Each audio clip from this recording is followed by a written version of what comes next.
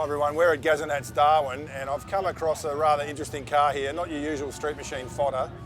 It's a Toyota Starlet and the owner Matthew Berry here has nicknamed it Evil Twin. So Matthew, tell us a bit about what's gone into this car. Okay, so this is my Starlet. I got it completely standard and we decided we wanted to put another engine in the back. Rather than try and bomb out one engine and make enormous power, I wanted to split the two over two drive lines. So each engine has their own gearbox, clutch system, drive shafts, computer system, turbos, intercoolers, everything's completely separate. So one, you get fantastic weight distribution. Along with that, having two gearboxes makes it bulletproof to drive. So, because these, even though they're 1.5 litres, you can get 500 odd horsepower out of these motors if you really push them. Yeah. These little 1.5s are known to have, 500 plus horsepower, and Malta over in Europe, they're pushing 600, 650 horsepower on those stock blocks, just little forged internals now, so they're a great little engine. So the car has been gone through a bit of an evolution. So you started off with just basically bulk stock motors, non-turbo originally. Yes. So and then you stepped it up. Tell us about that. So we're all sitting around the table one night just having some beers and it just become a joke like of all good ideas, they never start with a salad. What if there was a vehicle with two engines in there, one in the front and one in the back?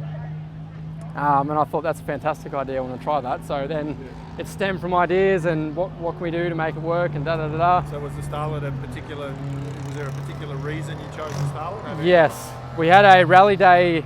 I got stuck with one of these, just going over jumps and through the bush and stuff like that. And it was the only car going at the end of the day that had been thrashed. The radiator was broken and it just held together. So I thought, strong car, it's good starting base, yeah. So then, first getting the car standard was just non-turbo. There was a lot of problems setting up the rear suspension, getting it to change gears, getting the clutch systems to work. Sometimes you push the accelerator and the throttles wouldn't match, and it was dangerous to drive. The torque steer was disgusting, which most people would have given up and just thrown in the bin, but I thought, no, I can perfect this, and just kept going and going. So it's 5 years old, and each year gets a tear down, new ideas, back together, new combos, and back out again. Effectively, in the rear is a front wheel drive setup that basically you've locked out the steering. Yeah.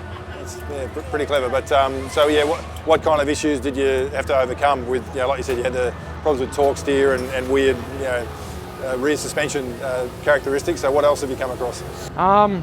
Well, with the torque steer, you'd stand on it, and with the standard open wheel diffs, every gear change, the car would be swerving over the road, and as I said, it was dangerous.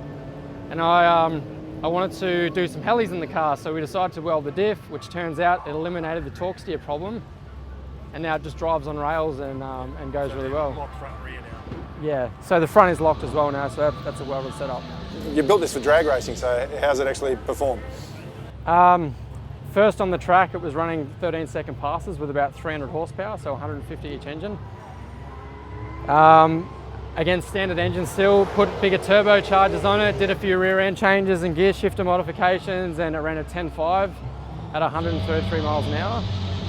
And now the engine's making just over 300 each at the wheels. Yeah, and I did get to go for a ride in the car, and it pulls like a freight train. It's amazing, yeah. All right, nice work, and apparently your nickname's the Mad Scientist, or Evil Genius, one or the other, yeah.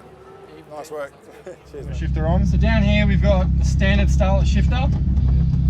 So this system is standard, has two cables. One cable does the side-to-side action and one does the forward to back. So simply another Starlet system in the back here that shares the side-to-side action. When I hook this rod on, it does the front to back. So just disconnecting that, you can have either just front going or just rear going. Yeah.